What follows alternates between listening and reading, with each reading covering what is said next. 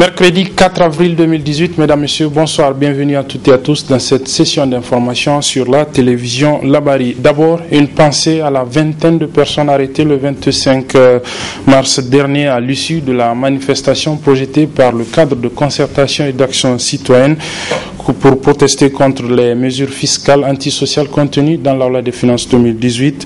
Elles passent aujourd'hui leur 9e nuit dans les différentes prisons dans lesquelles elles ont été donc déposées par le juge d'instruction, et cela après avoir passé 2 jours au niveau de la police judiciaire. Nous avons donc une pensée particulière à toute cette vingtaine de personnes, particulièrement les 4 responsables de la société civile, à savoir nous, Mamadou Arzika, Moussa Tiangari, Maître Lirwana Abdraman et Ali Idrissa Nani, qui est par ailleurs le promoteur de cet organe de presse. Lui, il a purgé sa première année de condamnation hier. Il s'agit de notre confrère journaliste du groupe de presse Bonferrey, Baba Alpha Maman. Il a donc fini sa première année de condamnation sur les 2 pour lesquels il a été donc condamné par la cour d'appel de Niamey. Il devrait donc regagner sa famille, mais le ministre de l'Intérieur, Mohamed Bazoum, a décidé autrement en signant un arrêté l'expulsant et lui interdisant tout séjour sur le territoire nigérien. Baba Alpha se trouve donc depuis hier 15h sur la frontière entre le Niger et le Mali, où il a été déposé par les services de l'immigration, notamment la direction de la surveillance du territoire. Depuis là-bas, il a envoyé bien évidemment des messages pour saluer l'ensemble des Nigériens qui le soutiennent dans cette épreuve injuste qu'il subit. Et bien, aux dernières nouvelles, il se trouve encore au niveau du poste de gendarmerie du Mali, au niveau du poste frontalier de la Bézanga. Retour sur cette situation de notre confrère journaliste nigérien Maman Baba Alpha dans cet élément signé Ismaël Momoni. Censé être parmi les siens le mercredi 3 mars, après avoir purgé sa peine à la prison civile de Niamey, notre confrère du groupe de presse Bonferrey, Baba Alpha, aussitôt après sa sortie, il a été déporté par des éléments de la police à Labzanga, une localité située sur la frontière malienne. Aux environs de 10h24, on m'a notifié à travers un arrêté signé ce même mardi 3 avril par le ministre de l'Intérieur que je suis expulsé de mon pays, le Niger. J'ai été témoin de votre solidarité, de votre soutien. J'exprime d'ailleurs toute ma reconnaissance et ma profonde gratitude à vous tous. Laissez le temps décider. Dieu est au contrôle de cette situation et Inch'Allah, c'est une autorité administrative qui a décidé de l'expulsion de Baba Alpha du Niger. Un jour, Inch'Allah, c'est une autre autorité ou la même autorité qui décidera de l'annulation de cet arrêté. Alors, je vous demande vraiment de faire preuve de responsabilité. C'est Baba Alpha qui doit beaucoup au Niger. Le Niger ne doit rien à Baba Alpha. Baba Alpha n'est pas indispensable à la stabilité du Niger. Baba Alpha n'est pas indispensable au développement et à l'épanouissement du Niger. Baba Alpha n'est pas indispensable à l'enracinement de la démocratie au Niger.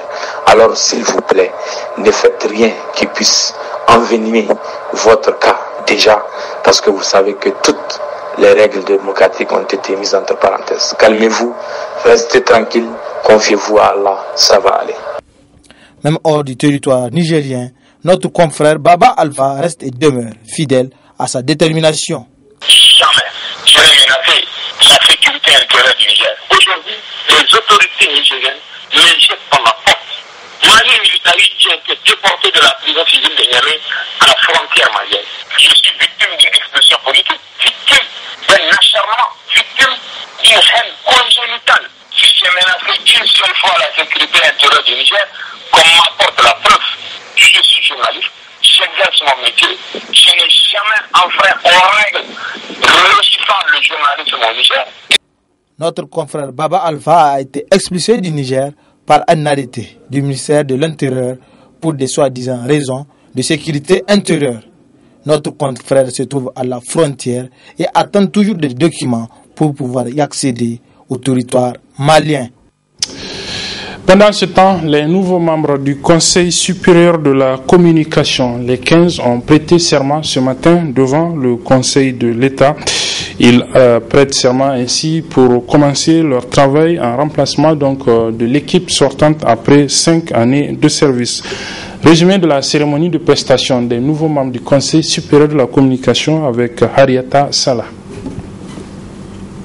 Après la signature du décret portant nomination des 15 membres du Conseil supérieur de la communication pour un mandat de 5 ans, ce matin, ces 15 membres ont prêté serment devant le Conseil d'État. À l'appel de votre nom, vous lèverez la main droite et direz à haute et intelligible voix, je le jure. Dr Sani Kabir, Monsieur Hashimou Shinkafa, Madame Hadiza Khalifa. Ainsi donc, ces 15 conseillers seront envoyés à l'exercice de leurs fonctions et ces quelques conseils leur sont prodigués. Faire en sorte que la déontologie en matière d'information et de communication soit respectée. Il s'agit aussi de faire en sorte que l'accès équitable et effectif des citoyens, des associations et des partis politiques soit garanti, notamment en ce qui concerne les moyens publics d'information et de communication. De même que vous devez assurer le respect de la pluralité de l'opinion, aussi bien dans les médias publics que dans les médias privés. Après la prestation de serment, quelques membres ont exprimé leurs sentiments. C'est un sentiment de satisfaction et de fierté qui m'anime personnellement en ce jour. Et vous savez, la tâche de la régulation, elle est noble, elle est délicate, elle est passionnante. Elle n'est pas donc facile. La plupart des membres proviennent directement ou indirectement des médias ou sont acteurs des médias, ont été acteurs des médias. Et je pense que pendant 5 ans, si Dieu nous prête longue vie, nous serons appelés à traiter beaucoup de dossiers délicats. Donc c'est pour cela que j'appelle tous les collègues membres du CSC à d'abord beaucoup de professionnalisme, beaucoup d'impartialité et beaucoup d'objectivité. La tâche est immense parce que on est investi et vous avez très bien entendu ce que le président a dit tout à l'heure, Al-Kash. Vraiment, on est là pour défendre d'abord l'intérêt public. Les conseillers ont enfin tenu une réunion en vue d'élire les membres du bureau du Conseil supérieur de la communication.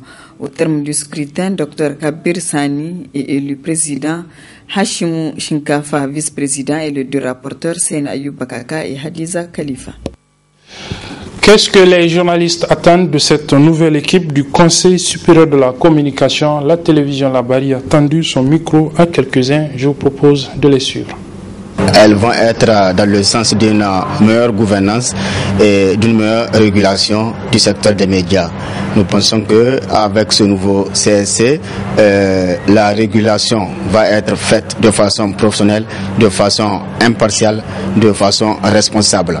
Que ces représentants qui ont prêté serment sachent qu'ils ont prêté serment pour convenablement accomplir leur mission et donc qu'ils doivent faire en sorte de ne pas se soumettre aux desiderata de quelques personnes, que ce soit extérieures, de veiller à ce que le journalisme ou bien les médias nigériens soient de plus en plus outillés, renforcés dans le cadre pour qu'ils puissent ainsi également participer de façon efficiente et efficace au renforcement de l'état de droit et au renforcement de la démocratie. Nous attendons également de ce CSC que le fonds d'aide à la presse qui traîne aujourd'hui pour être perçu par les promoteurs des médias, que cette situation puisse être débloquée. Mieux, si on peut aller au-delà de ça, faire en sorte que cette enveloppe soit rehaussée pour accompagner davantage les médias indépendants privés. Et nous espérons également que ce CSC œuvrera à ce que la convention collective interprofessionnelle soit une réalité au Niger, avec l'ensemble des autres partenaires, et que ce CSC puisse travailler vraiment pour améliorer l'environnement, que ce soit économique, que ce soit matériel, que ce soit du point de vue des libertés, de renforcement de la liberté d'expression. Vraiment que ce CSC s'attelle à toutes ces tâches et faire en sorte de faire grandir le Niger dans le cadre de la liberté de presse, dans le cadre de la régulation des médias. Nos attentes, c'est que la nouvelle équipe puisse véritablement travailler pour le bonheur des médias. L'équipe qui vient de terminer sa mission donc a connu un certain nombre de problèmes parce que les médias ont rencontré un certain nombre de problèmes donc lors du mandat écoulé. Donc on espère que cette fois-ci le CSC sera plus visible et répondra aux aspirations des différents médias. Deuxième jour de la grève de 72 heures lancée par le comité directeur de l'Union des scolaires nigériens USN. Une grève qui vise donc à rappeler aux autorités en charge de l'éducation de résoudre les différents problèmes auxquels font face les écoles et les instituts de la capitale, mais de façon générale de l'ensemble du territoire national. Le point sur ce mouvement de grève avec nos reporters Nasser Sedou et Nafissa Zakou. Ils sont en grève de 72 heures. Eux, ce sont les élèves et étudiants à l'appel du comité directeur de l'Union des scolaires nigériens. Un mot d'ordre de 112 heures qui fait suite à la situation pénible que traverse l'université Abdou Moumouni de Niamey et certaines écoles et instituts de la capitale. Presque aujourd'hui 2 mois, l'université Abdou Moumouni de Niamey et certaines de nos écoles et certains instituts traversent des situations pénibles qui ont atteint en tout cas leur paroxysme avec la dernière situation que vous connaissez déjà, qui a été en tout cas sciemment orchestrée à l'université Abdou Moumouni de Niamey, où nous avons assisté à l'exclusion de nos camarades au niveau de l'université, où nous avons assisté à certaines mesures draconiennes et liberticides qui ont été prises par les différents responsables de l'université. Et égard à toutes ces situations, il vous souviendra que l'USN avait donné un ultimatum de 72 heures au gouvernement pour en tout cas lui rappeler et attirer le regard du gouvernement sur les préoccupations des scolaires. Après l'épuisement de cet ultimatum, nous étions condamnés à partir en grève malheureusement pour un mot de 48 heures que nous avons reconduit aujourd'hui pour 72 heures parce que nous avons estimé que vis-à-vis de nos revendications contenues dans notre mot d'ordre qui ne souffrent d'aucune légitimité, le gouvernement n'a pas pu apporter des réponses concrètes, des réponses en tout cas satisfaisantes par rapport aujourd'hui aux inquiétudes qui engouffrent le monde scolaire. Pour remédier à ces problèmes auxquels font face les scolaires nigériens, une rencontre s'est tenue entre le CDUSN et le gouvernement. Une rencontre qui n'a pas eu gain de cause. Donc hier, nous avons été reçus par le Premier ministre avec les autres ministres en charge de l'enseignement. Et nous avons en tout cas fait des négociations par rapport à tous les points. Nous avons d'abord salué en tout cas l'ouverture du chef du gouvernement par rapport à nos questions. Mais nous avons estimé que, en tout cas, nos attentes dépassent largement les propositions d'hier, que nous avons décidé de maintenir le mode des grèves jusqu'à ce qu'en tout cas, il y ait amélioration des réponses vis-à-vis des attentes des scolaires. Nous avons fait un appel aux militants, en tout cas de rester unis et mobilisés pour l'éventuelle radicalisation de la lettre. Suite à des multiples rencontres qu'on a eu à faire entre le comité directeur accompagné des sections, la section lycée-collège, l'UEPTN, l'UNON, avec les autorités des compétentes du Niger, mais jusqu'à présent, je pense bien, nous n'avons pas eu de solutions auxquelles nous attendons. Donc, par conséquent, dans les jours à venir, étant des scolaires, nous allons fournir ou bien serrer nos sentir, avoir le maximum d'efforts pour avoir la solution à tous nos problèmes. Il faut noter que c'est le deuxième mot d'ordre du comité directeur de l'Union des scolaires nigériens depuis la rentrée des congés de Pâques. De l'éducation, justement, il en a été question à l'occasion de l'anniversaire, du deuxième anniversaire de l'investiture du président de la République, Issoufou Mahamadou. C'était le 2 avril dernier. Il a, dans son bilan qu'il a dressé, parler notamment de l'éducation en mettant un accent particulier sur la scolarisation de la jeune fille.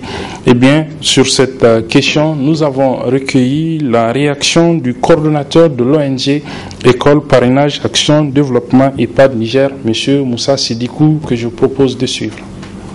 J'ai été d'abord indigné parce que certains propos qui ont été quand même tenus par le président de la République du Niger, à mon sens, n'étaient pas au rendez-vous.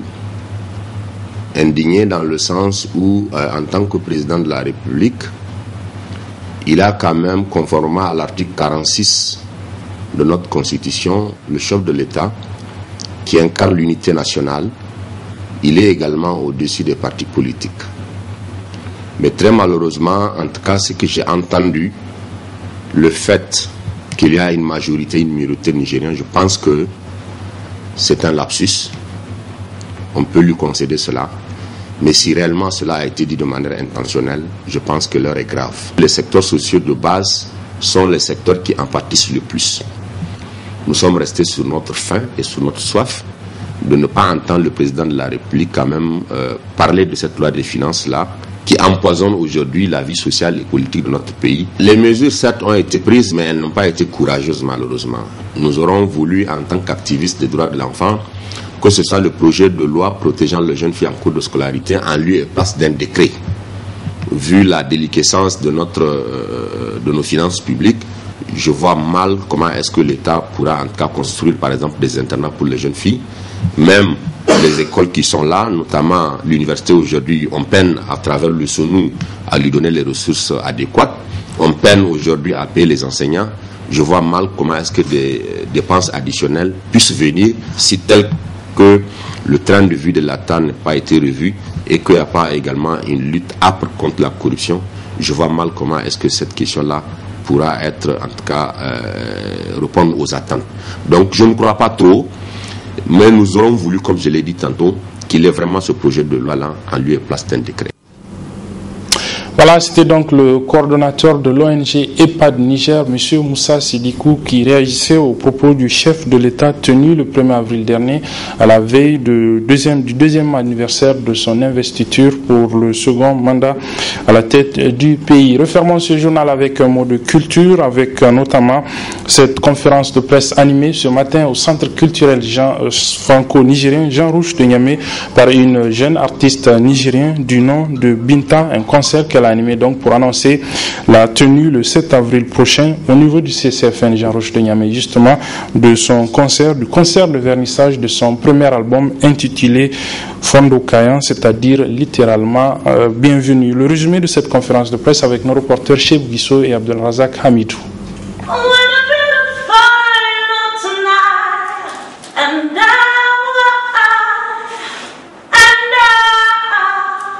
L'objectif premier de cette conférence de presse de l'artiste chanteuse Binta Torodo et de son staff est d'annoncer au grand public la tenue de son concert ce samedi 7 avril 2018 au CCFN Jean Rouch à partir de 20h. Un concert live. Mon album Fondo Kayan, sans vous mentir, ça a été compliqué pour moi.